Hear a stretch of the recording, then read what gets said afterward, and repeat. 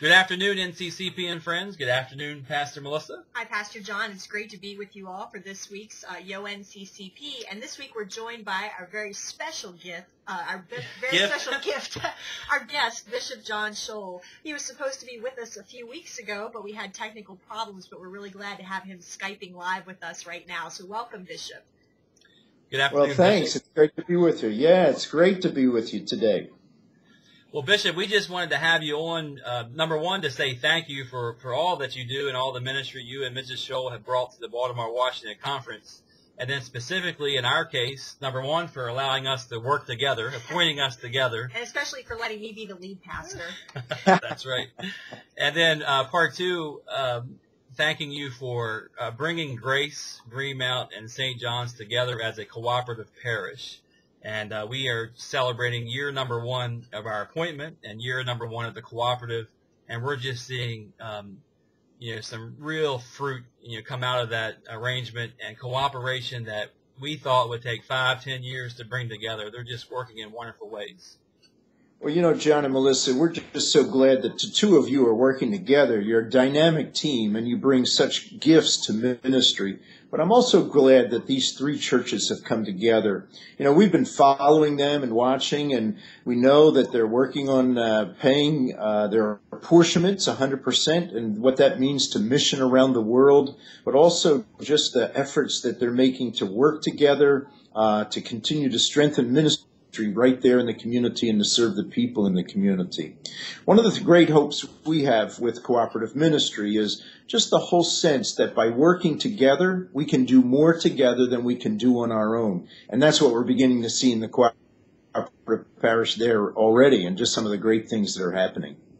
That's right. We see that in multiple areas, but Pastor Melissa saw it up front and close and personal this week at a meeting with the joint trustees and finance. Yeah, what was really exciting about that when our trustees and finance people got together was we had a few parish issues we wanted to talk about, but what was really exciting was when they got to the table and started talking about the different projects that they each had going on at the different sites. And then they started sharing their resources back and forth, saying, oh, you need some masonry work done? This is who we called, and this is how he helped. And when they started when those conversations started sparking and clicking, that was what was really exciting to see, that level of cooperation.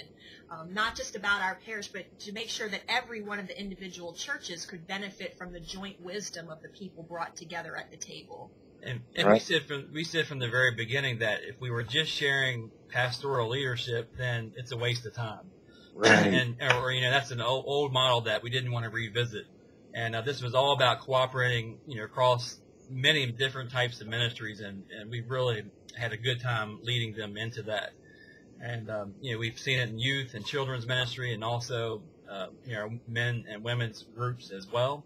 And it's just been real exciting. We have just developed also this summer a lay care team, and that's a real passion for Melissa. And so we've brought leadership from all three locations together to help serve our lay members that need care on a daily basis. And so you want to say a little bit more about that?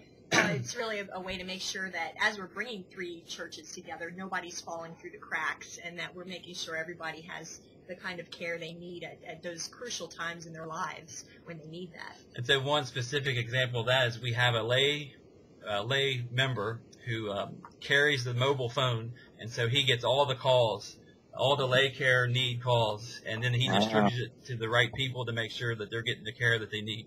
And that's on top of regular visitors and communion stewards or communion visitors that take communion out. And so it's just been real fun trying to develop that together. So that's great. One of the exciting things about cooperative ministry is that no two are going to be the same. It really depends on the people and the cooperative and the context, what God wants to do in that place. And there's no doubt in my mind that God has gifted that cooperative parish with all the gifts they need to do vibrant and vital ministry. That's right. And we've been just real excited to be a part of that, and amazed at the lay people and how they have gone above and beyond already in year one. Yeah. And so we just thank you for helping to bring this together, and really thank Reverend Jim Ditto, who was our guide. He did a lot of work prior to us coming, in getting the cooperative organized. And then, of course, Karen Walker is our district superintendent, and that she has provided, profound leadership and insight into how to make this work. So we really hope that that we can see that kind of cooperation at other churches around the conference, and certainly as you take your leadership to the Greater New Jersey Annual Conference, that we can see across the whole connection more and more cooperation with all of our churches. Right. I'm, going to continue to want to see just the things that happen there, because it really will become a model for lots of other cooperatives or lots of churches that want to think about what does it mean to be in a cooperative ministry. So I want to encourage both of you, but also all the members of the congregation. I'm just so proud and deeply grateful for what everybody's doing together. Again, we thank you, Bishop Schol, and we wish you and Beverly, we take good wishes with you and our prayers with you as you go to New Jersey, and especially to one of our favorite places, Ocean Grove. I had to think of the name, Ocean Grove. Maybe we'll run into you at the beach one day there some summer.